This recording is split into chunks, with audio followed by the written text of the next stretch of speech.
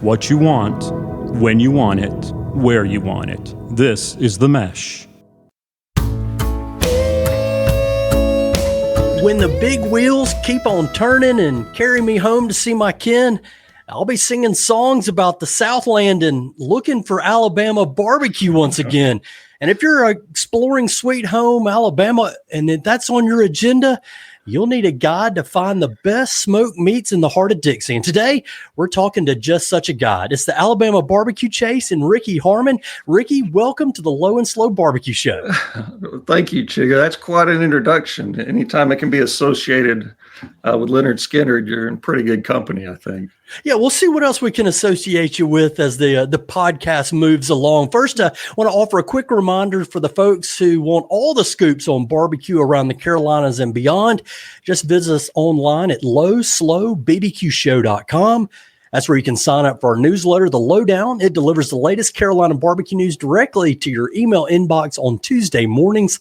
Of course, our website's also where you can find our barbecue blogs and our podcast episodes with barbecue reviews, pitmaster interviews, and discussions with smoked meat aficionados. That's today's guest, the founder of the Alabama Barbecue Chase. So, Ricky, just get us started at the beginning. Tell us, what is the Alabama Barbecue Chase and what's your mission? Well, the Alabama Barbecue Chase is a website that reviews barbecue joints across the state of Alabama. And it's supported by a couple of social media channels. We're on Facebook and Instagram, and those channels cover all things barbecue, from visits to different joints to interviews with pitmasters to my own journey to trying to learn how to cook barbecue.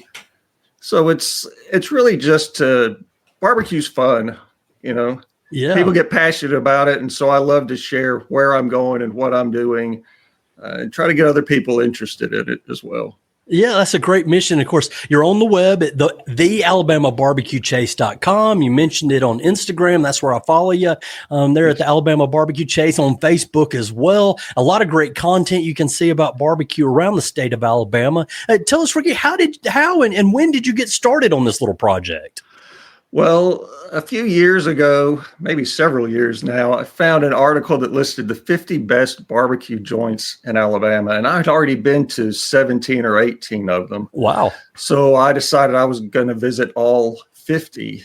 And along the way, a friend who I told about this said, you should really do a blog. And I just had this inspiration. Instead of a blog, I'm going to do a website and just write about what I was experiencing.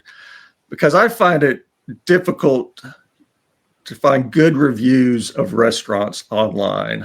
So many of them are just like, oh, the wait was too long, or I had a hard time parking, or they didn't fill my drink back up, or something like that. And it's not really about the food and what it's like and what the experience was. So I wanted to offer that to people. Yeah. And how has it gone so far since that launch? Again, on the website, you got a ton of content on there. How do you feel like the progress has been over these years? It's been really fun. We're up to 75 joints that are reviewed and posted on the website. I have a couple more that I'm working on. And just the reception, I've been noticed in a few places. I've had the chance to sit down and interview some, I guess, Alabama's bigger pitmaster celebrities. And everybody's excited when they hear about it. And it's kind of shown. We get a warm welcome and we have a lot of fun wherever we go. Yeah, for sure. So how did you decide which barbecue restaurants you're going to visit and review? A lot of that's decided just by proximity, what's easy to get to. We live in central Alabama, so we started there, but I have offices with my real job in Huntsville and places east and west down to Montgomery. So the top 2/3 of the state, really. So I started with those when I'm traveling for business. But also if my wife and I take a trip, and she knows this, so I'm not going to get in trouble for it. But I plan some of those a lot of times around where we can experience some new places, some new barbecue joints. So we just got back from a trip to the Gulf Coast and went to a couple new places and one of our old favorites. So some of that goes just by what's convenient or where we're going to be, but we get some nice recommendations from folks also. They've got some good suggestions. There are lots of hidden gems out there. Yeah, and you mentioned some of those pit masters. I know I've seen you with Bob Sykes. I've seen you with the pit master at Big Bob Gibson's, and of course, Golden Rules all over the place. One of my growing up favorites. You know, what's it like to interview those folks, and what do you try to take away from each one of those encounters?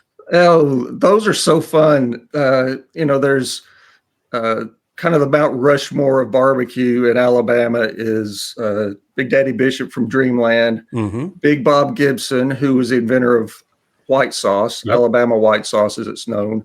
But now Chris Lilly is the pit master at Big Bob Gibson's, and he's probably our biggest celebrity. He's been all over the world, and even back in December was on Monday Night Football cooking for the broadcast crew. Wow. And then Van Sykes would be the other one on that mountain, who's at Bob Sykes near Bessemer.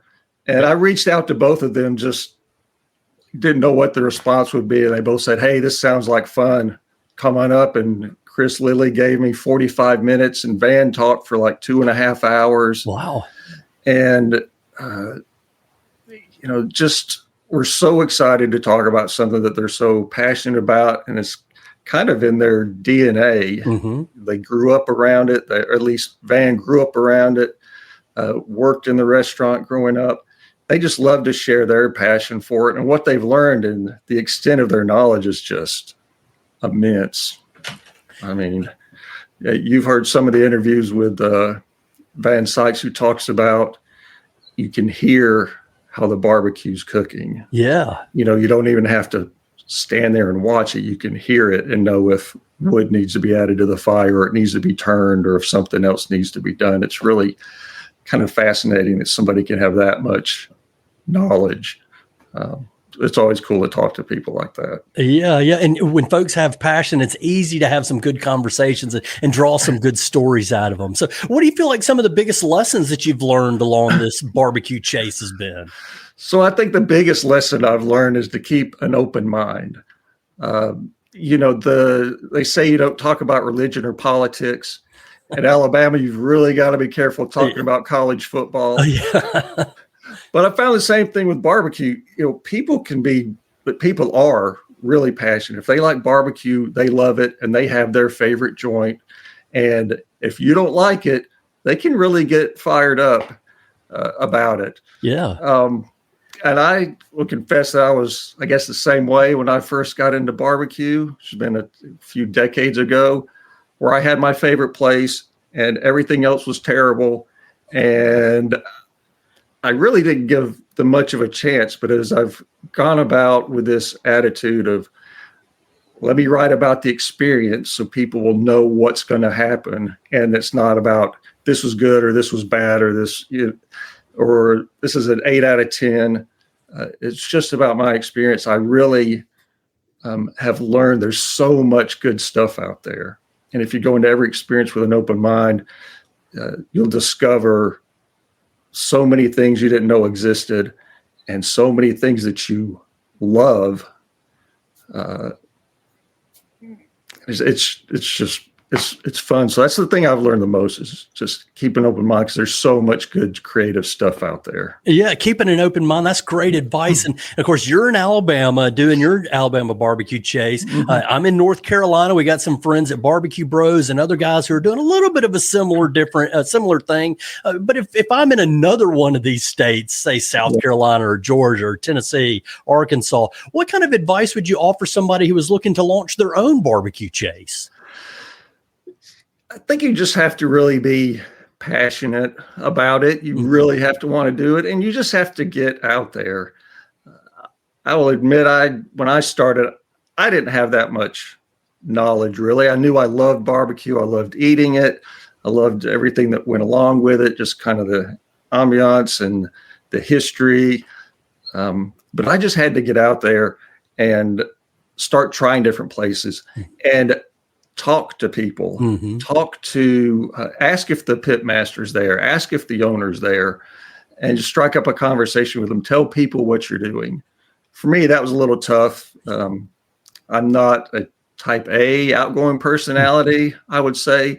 And I'm certainly have never been a really big self-promoter, which I felt like I was needing to do. But as I learned to just introduce myself and tell people what I was doing, conversations naturally struck up. They were interested and they made it easy on me. So, just be willing to try anything and just be willing to talk to people. There's so much knowledge out there. And once you break the ice, which can be the hardest part sometimes, it really just starts flooding out there. So you mentioned, the barbecue that you grew up on, and you were very defensive about it in the early days. Tell me about when you first got interested in eating the barbecue, and what was that barbecue you grew up on?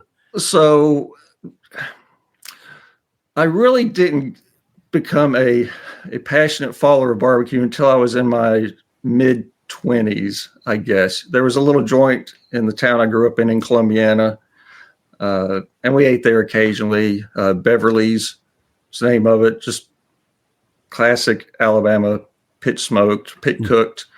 But when I began my professional career, I had a mentor and a friend, Greg McNair, who was a big barbecue guy. He'd eaten all over the state. And we were traveling from Tuscaloosa to Montgomery, which is a 2-lane highway. Most of it runs through the middle of nowhere. And halfway there's a little town that probably doesn't have 500 people in it, called Billingsley. And on that highway was Jim's Barbecue. And it was just a little building. I think he started out selling fruit out of it and then decided he would try selling barbecue. And they had I call it the Big Jim sandwich. It was a half-pound pulled pork sandwich. They would cook it on the smoker or on the pit, and then they would wrap it for the last couple of hours. And then it just falls apart. And the first time I had that, I thought, I didn't know anything could be so good. And so that was the place that I originally measured everything else against. Okay. And if it wasn't just like that, then it wasn't good. Yeah. Like you mentioned Golden Rule, they pit cook theirs over live coals, hot coals. They burn the wood, they cook it right over the top of it, and it can create a nice bark or crispy outside. And originally I thought, that's just burnt.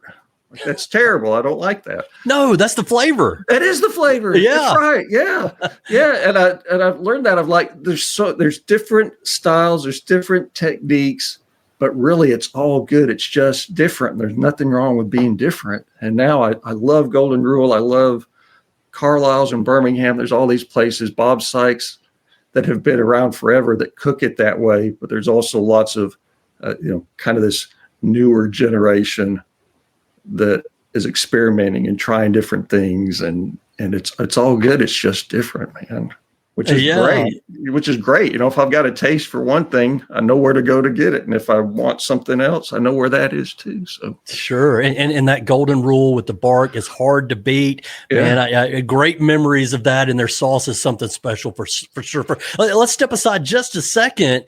When you're not chasing barbecue, what is it that you do in your real life? And I have a little bit of an idea, but help me understand maybe how that's helped you prepare to launch and continue the Alabama barbecue chase. So my real career is in video production. So I started out working in documentaries, shooting videos for Alabama Public Television. Got out of that when I realized I could never raise a family on it. Began doing commercial video work and still got to travel a good bit. But when I was doing documentaries, we would end up in all parts of Alabama, small towns, places that weren't even towns, seeing all these really unusual things that I never knew existed, especially in Alabama.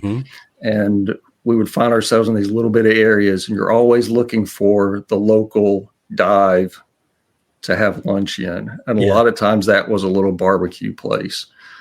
So I kind of gained this spirit of adventure, I guess, my love for the state of Alabama increased, and I had some experience now in doing video production in the media world. Mm-hmm.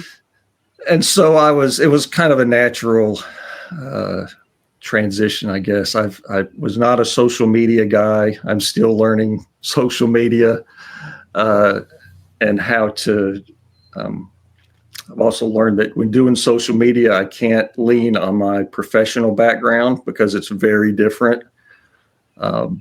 But those are the things that I guess gave me the encouragement or the confidence to kind of jump into this and see where it went.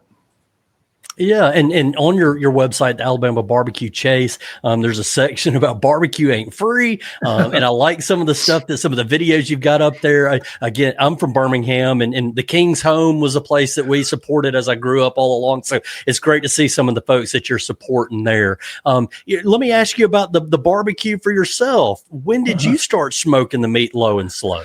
Oh. I've had a grill for a long time, burgers and chicken and just Not the same. Not the same. No, it's not the same thing. But I decided, if I'm going to claim to be the source for all things barbecue, I needed to learn how to cook real barbecue. And so it was only the end of last year, I bought a used electric smoker as a place to start. Mm-hmm. My interview with Chris Lilly at Big Bob Gibson, he said, get the process down, get it to where you can cook the meat the way you like it, and then play with your flavor profiles. Mm. So I thought electric smoker is the easiest way to get started. So I did that, and I'm looking to get a cooker or a pit or something that that I can cook with charcoal or wood. I can smoke, or I can cook it over the direct heat. That's the next step, because I'm feeling good about where I am there, and try to post some videos so other people can see the process. Getting good at that it's not easy. It's not there's a real art and science to it, I guess. Yeah, for sure. And the videos that you put out there look great. And again, obviously your professional career has an additive to that, I'm sure. How much time would you estimate that you spend working on just the barbecue videos each week? Because you got them coming out regularly. Boy, I don't know. It's some of my cooking videos. I try to get one of those a week. What I usually do is, like, my wife's birthday was a couple weekends ago, and all the kids were home. And so I did 3 that weekend as we made lunches for her and cooked for everybody else. So I'll try to do a bunch at once and then maybe release one a week. But when we go out to eat at a restaurant, I can usually get a couple or a few done there, take lots of pictures for the website, interviews like I did with Van Sykes. When you've got 2.5 hours of him talking and telling stories, there's lots of little segments you can come up with. I don't know how long I spend. It's one of those things that's it's become a hobby, I guess, maybe a little more than a hobby. I would love to see it grow into something that I could do for a very long time. So it's something that's just always on my mind. It's on my wife's mind. It's on my kids' minds. They're always sending things or sharing what I've posted. So it's really become a part of our family, and everybody enjoys it and has fun. And it just kind of flows into what we do every day. Yeah, so you always got something cooking one way or another. Now, speaking of cooking, let's get back to the barbecue and the Alabama barbecue specifically. I'm familiar, but maybe your audience isn't. How do you feel like Alabama barbecue is different from what you might find other places like Texas or Georgia or even the Carolinas? Well, if you talk to the old guard in Alabama, right, the term low and slow, of course, like you talk about, the name of your show, is what most people are familiar with. Mm-hmm. Some of the older guard, you'll hear them talk hot and fast. So you'll cook it over live coals, directly over live coals. And you'll keep turning it, and you have to work it, and you have to pay attention to it. And it's all about airflow, managing the airflow, which manages the heat. And so in doing that, it creates, like we mentioned with Golden Rule, you can get this beautiful crust or bark on the outside of the meat that's going to pick up all the flavor of the smoke from whatever type of wood you're using. And so that's what really makes it unique. A lot of times low and slow is smoking with indirect heat. Mm-hmm. You're drawing the smoke from like a firebox or something through the smoker and out the chimney. And so it's a long process. It's a very delicate process. And so that's, if I had to give a definition for Alabama style, that would be it. The meat still comes out tender. It's very flavorful. It's very smoky. That's how I would define it. But places all over Alabama are doing it so many different ways. As I mentioned, Jim's, where they wrap it at the end. That actually steams the meat for the last couple of hours until it just practically falls apart. You can grab that shoulder blade and give it a pull, and it just comes out nice and clean. Like Texas is known for, even the Carolinas. And shout out to the Carolinas, right? Rodney Scott has multiple locations in the Birmingham area, which is whole hog barbecue. And that's a whole different thing, but still delicious. Yeah, I've been to his Homewood location. Very good there. I know he's opened out in Trustful and that part of the Birmingham metro. So I haven't made it there, but love his stuff. And speaking of his stuff, that kind of leads me into the sauce of Alabama barbecue. I know he's got the white sauce on his Alabama smoked wings. Now, honestly, growing up there, I didn't have white sauce ever. Again, Golden Rule or Gus's Barbecue was my little barbecue joint, or any of these others guys have a different sauce than the white. That's kind of a North Alabama thing. How does sauce play into the Alabama barbecue equation? So traditionally in Alabama, I would say that red sweet sauce is the sauce of Alabama. You could find that everywhere. Every restaurant has a red sauce. Big Bob Gibson, with his invention of white sauce, it did used to be just a North Alabama thing. North Alabama, you'd find white sauce. The middle, it was all red, and the South was often mustard based. Now with what Chris Lilly and Big Bob Gibson's is doing, bringing more attention to Alabama barbecue and to their white sauce, now you pretty much have to have a variation of it. And most places do. And that's really the variety that you can find in the way people make their white sauce is really interesting. Big Bob Gibson's it's kind of thin, it's very vinegary, it's kind of peppery, but you can go to other places that make it using like a spicy brown mustard, and it's thicker and it's richer. It's more, has more consistency of a ranch dressing, but it's got a little bit of spice. I love trying those different varieties, trying the different sweet sauces. Every once in a while, you'll find somebody with a really good mustard base. I personally love restaurants that have just put 3 or 4 bottles of whatever they have on the table. You can try them all. You can mix them together. I think that's really fun. But to me, ultimately, barbecue, and this is my opinion, not everybody believes in this, really good barbecue doesn't need sauce. Like, really, you should just, and I've got several places I go where I don't even bother with the sauce. You just eat it the way it is because the flavor is so good. It's so smoky and salty, and it stays moist. It's really impressive. So sauce is important. Some people think that's what barbecue is. Some don't, but there's nothing like a good barbecue sauce.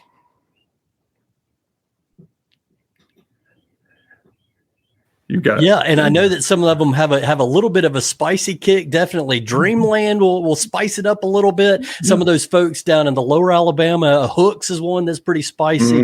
Let's talk about those reviews and the experience. And I know that in your analysis, it's not ever really a negative thing. It's just kind of providing everybody an understanding of what they can expect. So, what do you feel like makes for a good barbecue experience at a restaurant?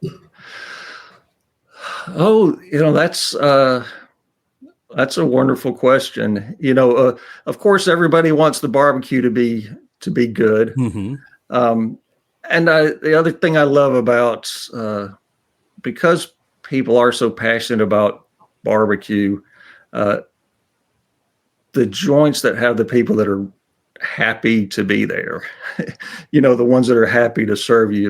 This is what their family does, or this was their passion, or was their dad's place, or whatever it was. I love places like that where the employees just chat you up and they want to become friends with you. That's so much of what the South is about, is just good, friendly, down to earth, honest people. And you find a lot of those running barbecue establishments. I love places that have the local decor, so you kind of get a sense of what the area is about. Mm-hmm. I love sauce on the table. If there's a television that has some sports playing on it, even if the volume's down, I give bonus points for that. Okay. Self-serve fountain drinks are great, especially if they're Coca-Cola products. I started out with a lot of the reviews I just called them bonus points for some of those things that I really like. Those are some of them. I like ordering at the counter and then going and getting your seat and, not having to deal with servers or anything like that. Nothing against servers, but it's just my preference. Those are some of the things that I look for and really enjoy, but it always comes down to what's the food like. Yeah, what's the food like? Is it good? Like? And your kind of description there sounds a lot like Rusty's Barbecue out in the Leeds area. So that's a new favorite of mine when I'm in town. Let me ask you, beyond that, what are some of your must-visit barbecue spots around the state? Oh, you mentioned Rusty's as one of my top three. I really there is a place in Gulf Shores called Hog Wild Barbecue, which is strange.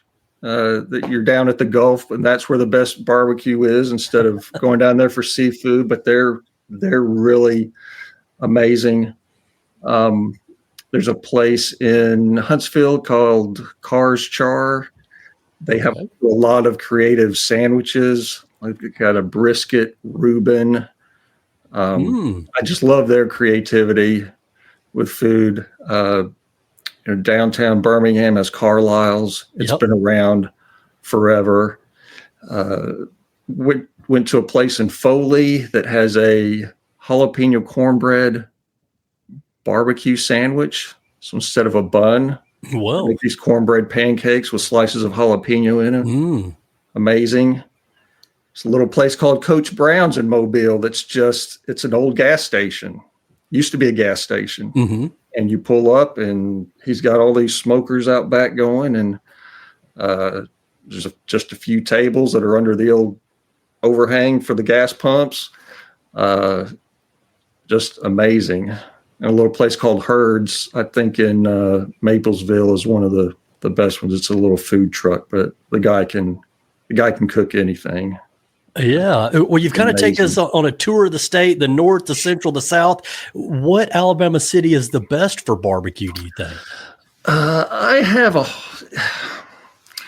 I've been asked that question a few times. Decatur is, I think, right up there near the top. Decatur is home for Big Bob Gibson's, but there's also a place called B.B. Perrin's. There's Smoky Seas, which to me has maybe the best ribs in the state. They've got a lot good going on on there. Mm-hmm. But there's so many cities. Huntsville, as much as it's growing, has tons of places I love to go to. Birmingham is some of the oldest restaurants in the state that just keep turning out great food. Mm-hmm. And then the drive down to Mobile. Mobile has a lot of favorites. Some that have been featured on, was it Guy Fieri? Yeah. Has been down to Meat Boss. So I've kind of settled on Decatur, I think, but it's hard, man. Yeah. Tuscaloosa has Archibald, Sure, and Dreamland. Yep. Most places in Alabama, when you talk to folks, it's like, who are you for? Are you for Alabama or Auburn? Right. When you're in Tuscaloosa, it's who's better, Dreamland or Archibald's? Yeah. Those are fighting words for sure. They are. And Archibald's is opening a storefront in downtown Birmingham. Yep, I saw that. Okay. Yeah. Well, a lot of great information and insight on the Alabama barbecue chase. As we kind of come to the end of our time, Ricky, I just want to ask you, what keeps your fire burning? You spend a lot of time traveling. You spend a lot of time creating all this great content and reviewing it. Why do you do it? What keeps that fire burning for you? I love the food, and I love the people I meet. The people I meet are just terrific. I love that you can go someplace and the person at the window's never met you before, but your sweetheart and your honey, and they're smiling at you. Yeah. And the creativity of the food, the enthusiasm that other people have for it.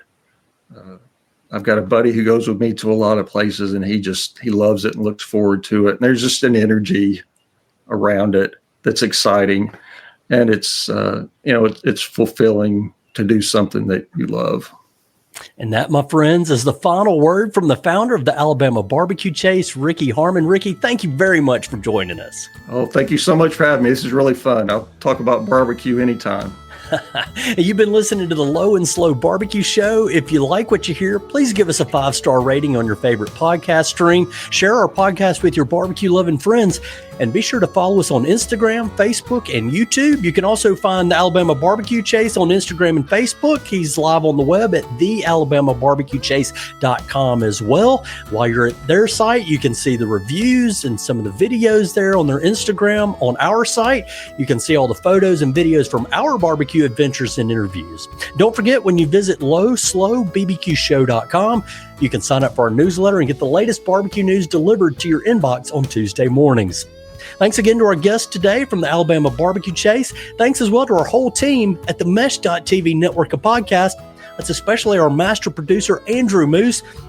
He's also the founder of The Hum, Hickory's best outdoor concert venue. Get the lineup for concert season at thehum.live, and then join us Saturdays through the summer and support live local music. Finally, thank you for listening to the Low and Slow Barbecue Show.